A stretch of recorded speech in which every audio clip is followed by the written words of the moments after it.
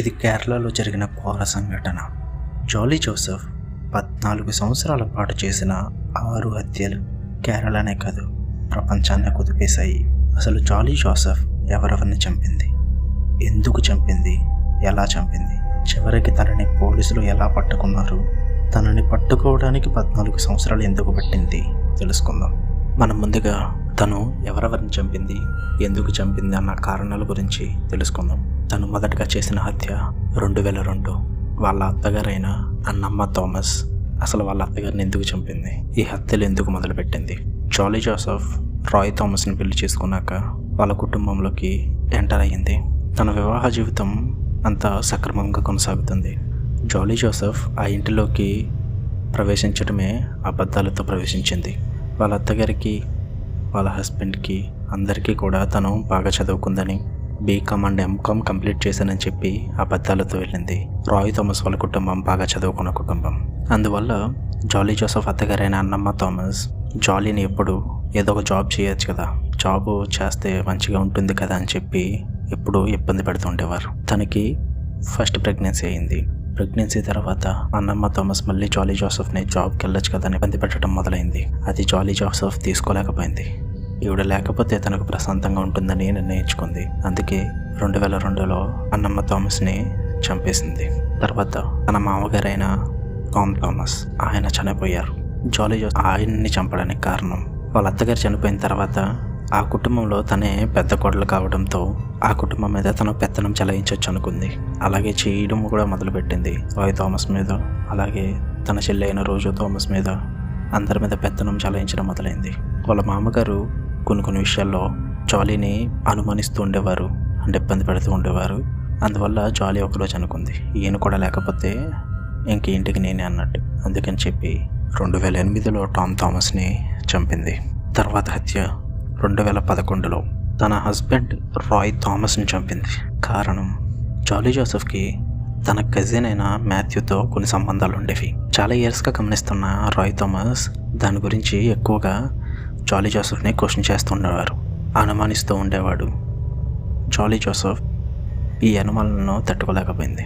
Roy Thomas తన జీవితానికి, తన సరదాలకి అడ్డుగా ఉండడానికి భావించింది. ఒకరోజు రాయ్ థామస్ ఇంటికి వచ్చినప్పుడు ఆ రోజు తను చేసిన శనగల కర్రీలో సైనైడ్ కలిపి భోజనం పెట్టింది.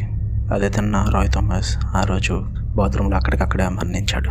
దాని తర్వాత హత్య 2014. రాయ్ థామస్ యొక్క అంకుల్ మాథ్యూ. సరిగ్గా వినండి, రాయ్ థామస్ యొక్క అంకుల్ మాథ్యూ. జాలీ జోసెఫ్ కజిన్ మాథ్యూ వేరు, రాయ్ థామస్ అంకుల్ మాథ్యూ వేరు. ఈ 2014లో చనిపోయింది రాయ్ థామస్ అంకుల్ మాథ్యూ. ఈయన చనిపోవడానికి కారణం, మాథ్యూకి రాయ్ చనిపోవడం మీద చాలా సందేహాలు ఉండేవి. జాలీ జోసెఫ్ ఆయన తాగి లిక్కర్లో సైనైడ్ కలిపి చంపేసింది. దాని తర్వాత జాలీ జోసెఫ్కి తిరుగు లేకుండా పోయింది. తనకి ఆశలు మొదలయ్యాయి. రాయ్ థామస్ కజిన్ అయిన షాజు జకరియా మీద మనసు పడింది. కానీ అప్పటికే షాజు జకరియాకి పెళ్ళి అయిపోయింది. ఒక చిన్న కూతురు, ఒక బాబు ఉన్నారు. అయితే జాలీ జోసెఫ్ అంతటి తాగలేదు. తనకి పెళ్ళయిందని చెప్పేసి తను అనుకోలేదు. తను నిర్ణయించుకుంది, ఎలా అయినా షాజు జకరియాని పెళ్లి చేసుకోవాలి, అప్పుడే నా జీవితం బాగుంటుందని. అది 2016. షాజు జకరియా ఇంట్లో జరుగుతున్న పార్టీలో జాలీ జోసెఫ్ తన చిన్న కూతుర్ని, అలాగే తన భార్య అయిన సిలీ షాజు ఇద్దరిని ఒకేసారి చంపేసింది. ఇలా తన జీవితంలో జాలీ జోసెఫ్ 6 హత్యలు చేసింది. అసలు జాలీ జోసెఫ్ ఈ 6 హత్యలు చేయడానికి ఉపయోగించినది సైనైడ్ అనే పాయిజన్. ఇది చాలా ప్రమాదకరం.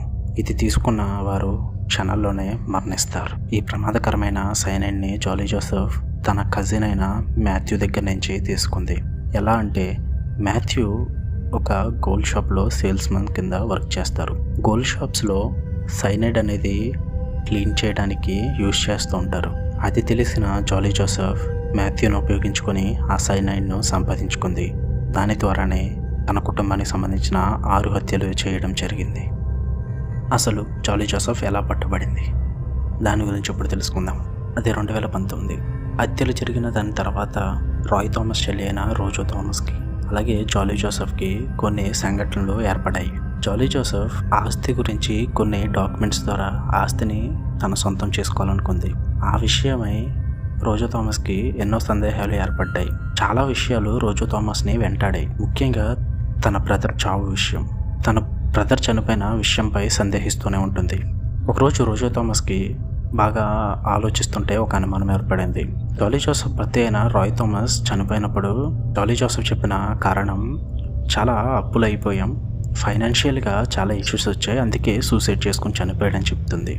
మరియు రాయ్ థామస్ చనిపోవడానికి ముందు తను ఏమీ తినలేదు, మధ్యాహ్నమే భోజనం చేశాడు, ఇంటికి వచ్చాక ఏమీ తినలేదని చెప్తుంది జాలీ జోసెఫ్ రోజా థామస్తో.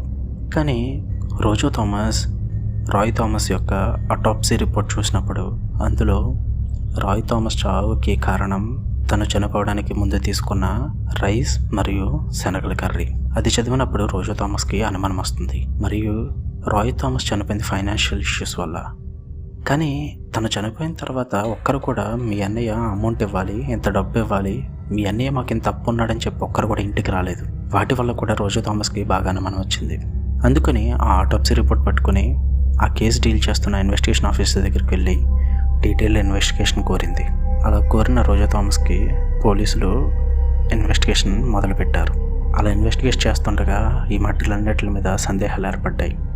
సమాధి చేసిన వారిని సైతం బయటికి తీసి కూడా ఆటోప్సీ రిపోర్ట్స్ చేయించడం జరిగింది.